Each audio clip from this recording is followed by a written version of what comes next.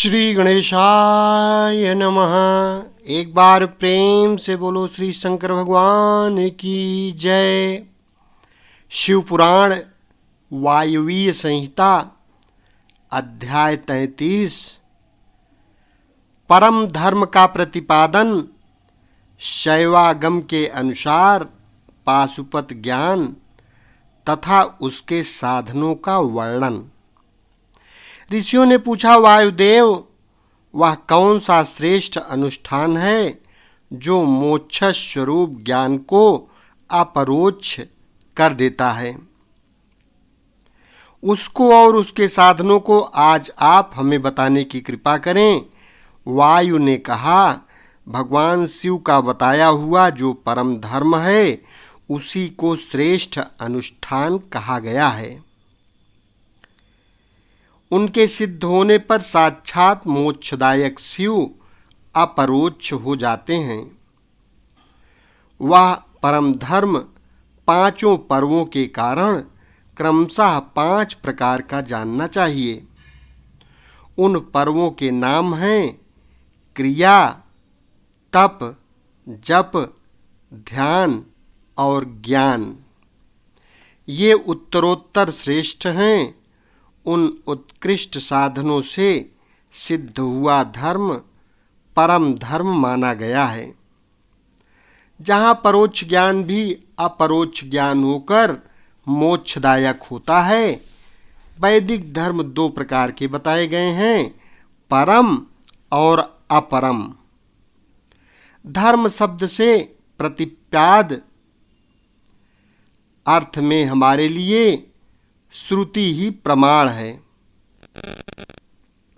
योग पर्यंत जो परम धर्म है वह श्रुतियों के शिरोभूत उपनिषद में वर्णित है, और जो अपरम धर्म है वह उसकी अपेक्षा नीचे श्रुति के मुख भाग से अर्थात संहिता मंत्रों द्वारा प्रतिपादित हुआ है, जिसमें पशु यानी बद्ध जीवों का अधिकार नहीं है। वह वेदांत वर्णित धर्म परम धर्म माना गया है।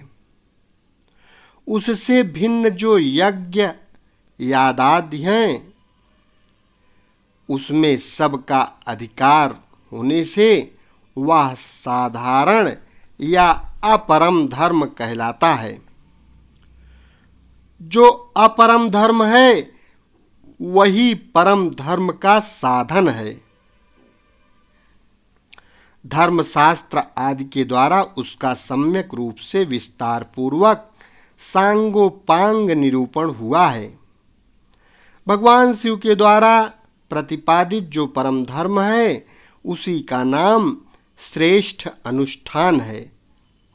इतिहास और पुराणों द्वारा उसका किसी प्रकार विस्तार हुआ है, परंतु शैव शास्त्रों द्वारा उसके विस्तार का सांगोपांग निरूपण किया गया है।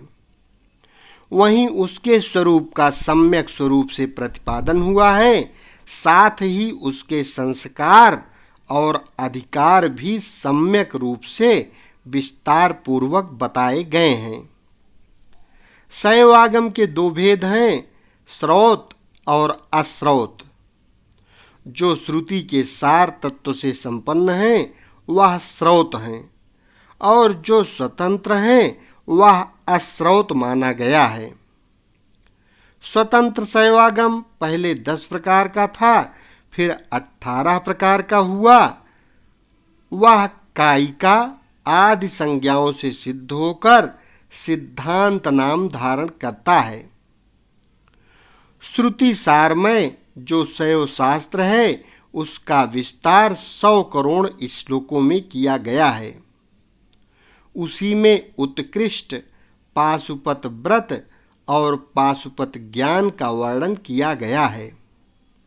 युग युग में होने वाले शिष्यों को उसका उपदेश देने के लिए भगवान शिव स्वयं ही योगाचार्य रूप से जहाँ तहाँ अवतीर्ण हो उसका प्रचार करते हैं। इस शैव शास्त्र को संक्षिप्त करके उसके सिद्धांत का प्रवचन करने वाले मुख्यतः 4 महर्षि हैं: रुरु, दधीच, अगस्त्य और महायशस्वी उपमन्यु। उन्हें संहिताओं का प्रवर्तक पाशुपत जानना चाहिए। उनकी संतान परंपरा में सैकड़ों हजारों गुरुजनों आदि रूप में हो चुके हैं। पाशुपत सिद्धांत में जो परम धर्म बताया गया है वह चर्या आदि 4 पादों के कारण 4 प्रकार का माना गया है। उन चारों में जो पाशुपत योग है वह दृढ़ता पूर्वक शिव का साक्षात्कार कराने वाला है। इसलिए पाशुपत योग ही श्रेष्ठ अनुष्ठान माना गया है। उसमें भी ब्रह्मा जी ने जो उपाय बताया है उसका वर्णन किया जाता है। भगवान शिव के द्वारा परिकल्पित जो नामाष्टकमय योग है उसके द्वारा सहसा शैवी प्रज्ञा का उदय होता है। उस प्रज्ञा द्वारा पुरुष शीघ्र ही सुस्थिर परम ज्ञान प्राप्त कर लेता है। जिसके हृदय में वह ज्ञान प्रतिष्ठित हो जाता है उसके ऊपर भगवान शिव प्रसन्न होते हैं। उनके पूजा प्रसाद से वह परम योग सिद्ध होता है जो शिव का अपरोक्ष दर्शन कराता है। शिव के अपरोक्ष ज्ञान से संसार बंधन का कारण दूर हो जाता है। इस प्रकार संसार से मुक्त हुआ पुरुष शिव के समान हो जाता है। यह ब्रह्मा जी का बताया हुआ उपाय है, उसी का पृथक वर्णन करते हैं।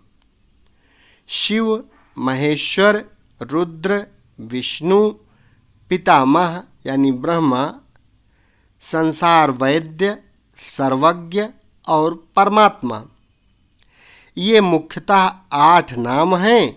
ये 8 मुख्य नाम शिव के प्रतिपादक हैं। इनमें से आदि 5 नाम क्रमशः शांततीता आदि 5 कलाओं से संबंध रखते हैं और उन 5 उपाधियों को ग्रहण करने से सदाशिव आदि के बोधक होते हैं। उपाधि की निवृत्ति होने पर इन भेदों की निवृत्ति हो जाती है। वह पद ही नित्य है, किंतु उस पद पर प्रतिष्ठित होने वाले अनित्य कहे गए हैं।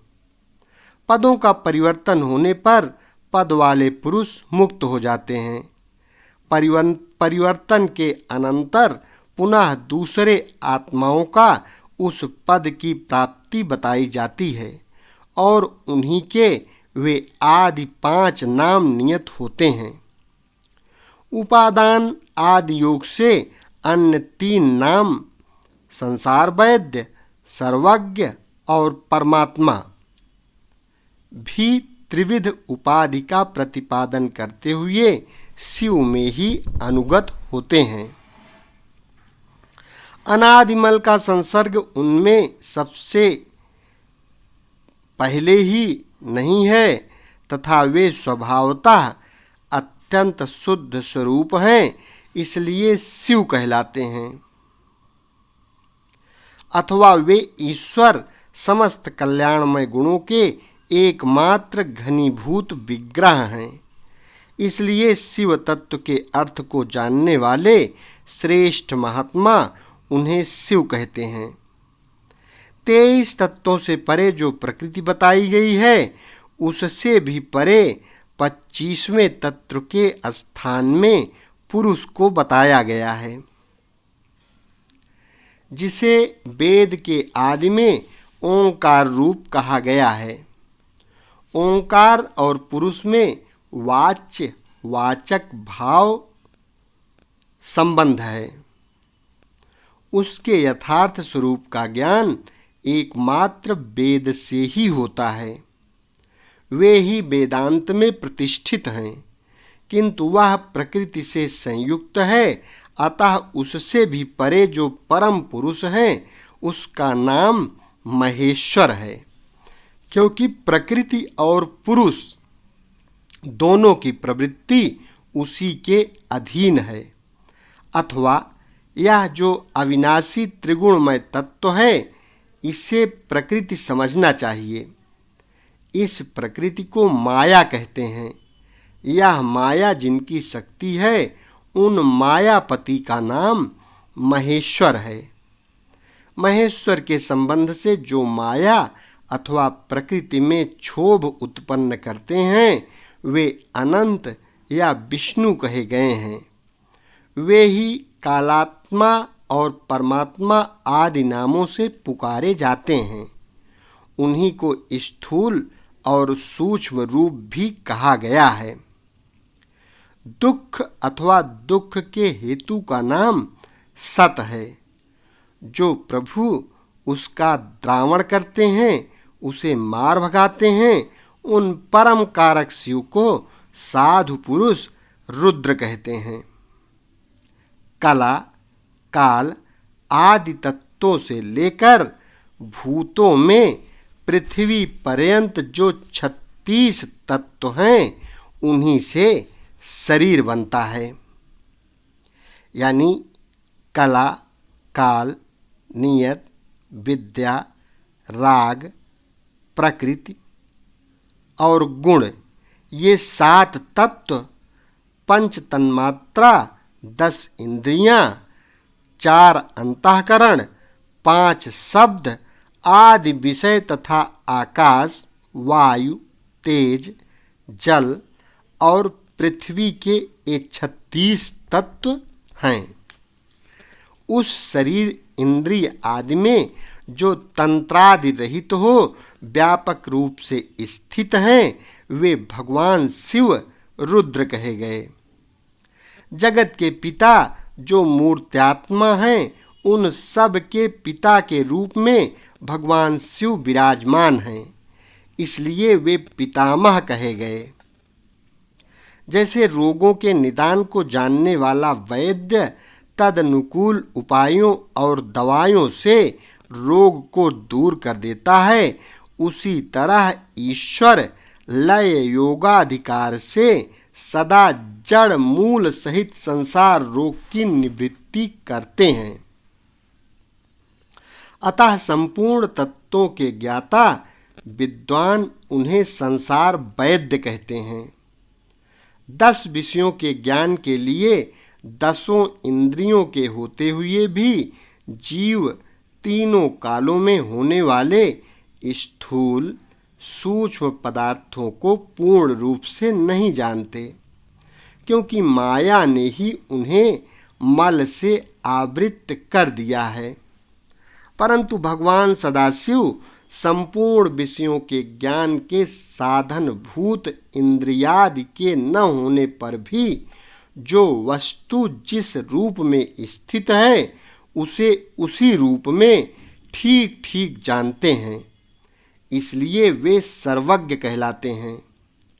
जो इन सभी उत्तम गुणों से नित्य संयुक्त होने के कारण सबके आत्मा हैं, जिनके लिए अपने से अतिरिक्त किसी दूसरे आत्मा की सत्ता नहीं है, वे भगवान शिव स्वयं ही परमात्मा हैं।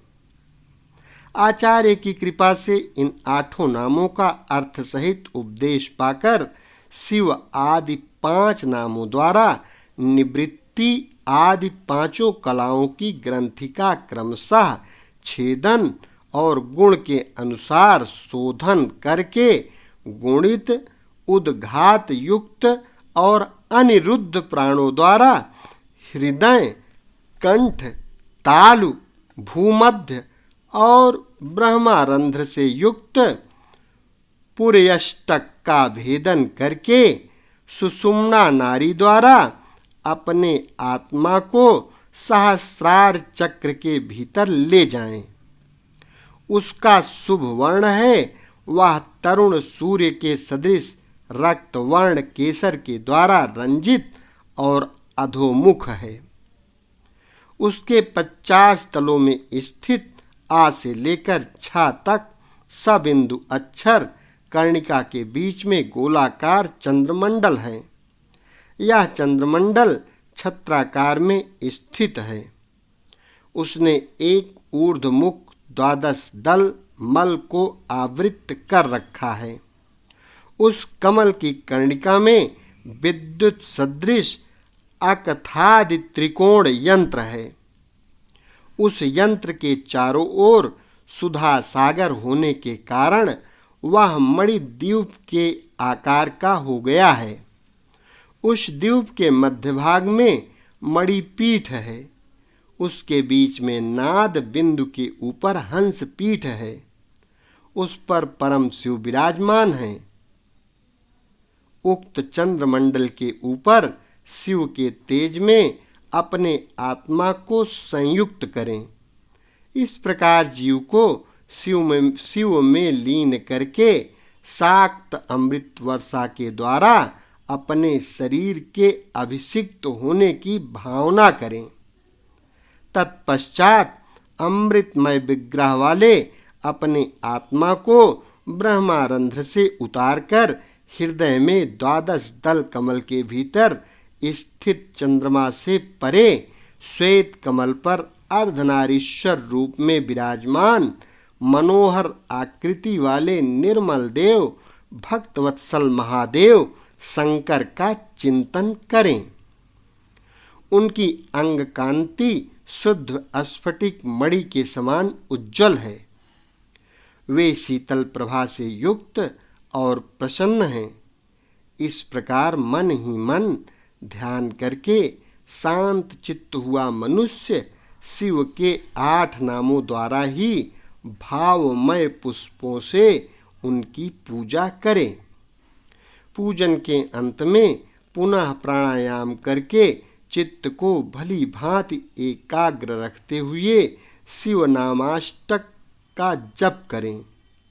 फिर भावना द्वारा नाभि में 8 आहुतियों का हवन करके पूर्णाहुति एवं नमस्कार पूर्वक 8 फूल चढ़ाकर अंतिम अर्चना पूरी करें।